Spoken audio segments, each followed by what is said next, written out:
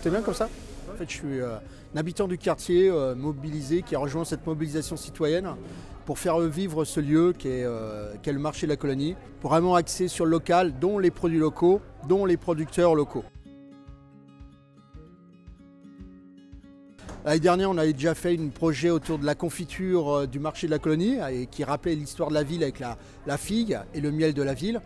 Et donc cette année, on veut se lancer à brasser une bière locale qui porte des valeurs qui sont en cours de définition, puisque c'est un travail qui est mené par via un collectif de citoyens, alors membres du quartier ou pas, et accompagné par deux brasseurs qui sont la brasserie de la petite sœur de Sartrouville et la brasserie d'Espébet de Groslay, qui sont deux brasseries artisanales qui sont très réputées dans la région.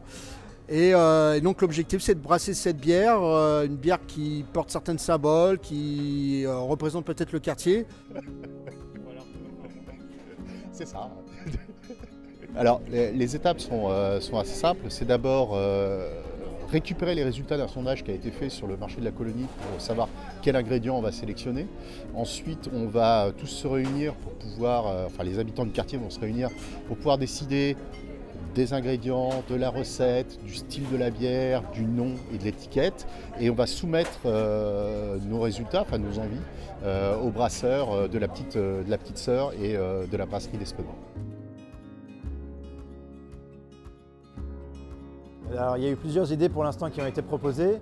La figue blanche, c'est un ingrédient qui a été beaucoup évoqué. Il y a eu quelques personnes qui ont évoqué en rigolant l'asperge,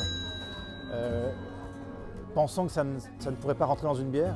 Je pense qu'il faut ouvrir vraiment les chakras et imaginer qu'on peut tout mettre dans une bière. La question, c'est comment est-ce qu'on va mettre l'ingrédient en valeur pour que ce soit buvable et que ce soit agréable à boire.